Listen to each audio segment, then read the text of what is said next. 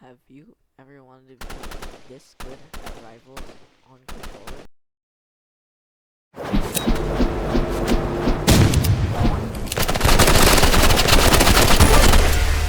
Well, today I can show you that. I'll show you the tips, tricks, and settings to get radiant aim on controller in Rivals. Let's get on. Okay, so the first step you would want to do, so we'll talk about the settings. You should enable accessible flashes so the flashes aren't white and it doesn't blind you. Disable wraps to reduce lag on these to just reduce lag, so you can get more FPS and just not lag in general. This is optional. I would recommend matching your volume to be around somewhere here to here, so it's not too loud. Toggle aim should not be on. It's kind of bad, not gonna lie. Toggle crouch optional. Toggle sprint if you want, but wouldn't recommend. Auto sprint you should have on all the time, especially easy slide. These two have to be on no matter what.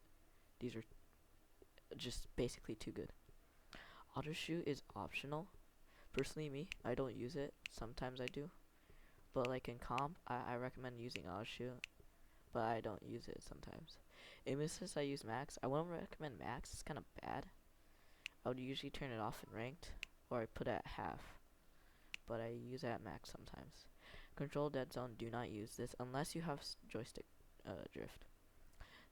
Your sensitivity should be high so you could compete with keyboard players, because like if you're on controller and you're using low sense, like it's not going to be that good, so like you should use a high sensitivity. Camera zoom effects is optional. I recommend about 0.5 to 0.3 to 0.6. Field of view, recommend 120 between 90 or 80. I use 97 personally. You should turn these off.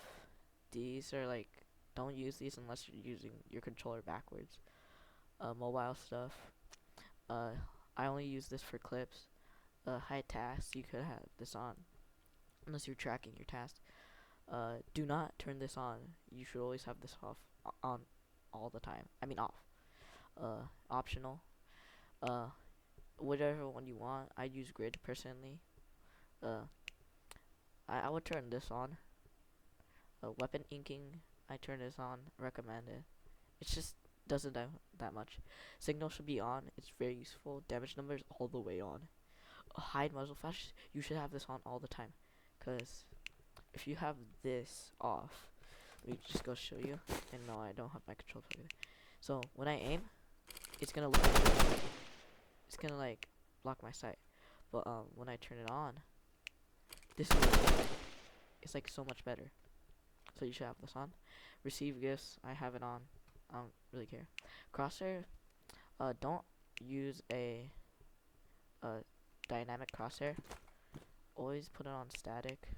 Gives you 10 times better aim. Crosshair is optional, but I would recommend something like this, like a small cross or a small dot. If you want, you could copy my crosshair. These are the settings. It's pretty good. Yeah, I don't use any of these. So yeah, keybinds. You should have optimal keybinds for your gameplay. These are personally mine, and no, I don't play on an Xbox controller. I play on PlayStation. But these are all optional. You should make it optimized. So yes, I do use hotkeys for a controller. It's pretty good though. Okay, now let me plug in my controller so I can show you guys what you should be doing to get better. To explain this, I'll be using hand cam. Okay, just tips and tricks and stuff to get better. Okay, first thing, you want to do a routine. A routine to practice your movement and aim. So what you should do is practice nade jumping, quick side aiming targets. Now, if you don't know how to grenade jump or quick scythe, I'll teach you. To do grenade jump, you want to hold the nade. Then when it gets close, you want to slide jump. just sliding and then jumping after. To quick life, you want to use quick melee and then aim. Quick melee, then aim. Quick melee, then aim. And that's how you do quick life. And then after you do the quick life, it'll go back to your weapon. So, for example, if I do this, I get up. Well, if I do this, it's a bit of a and I don't get to instant shoot them, and they're probably going to have damage percentage. So yeah. Some tips or tricks to get better on controller is using claw. Now claw is where you take your index finger and put the face buttons, and then the thumb is on your right stick. I play double claw personally. To practice that, you can just like keep it all the time, which allows you to takes a while to get used to, but not too long.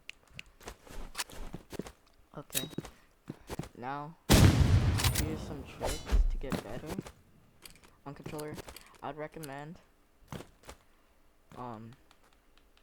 make the maximum frame rate as to your refresh rate. Mine is 60 hertz. So I put on 60 FPS.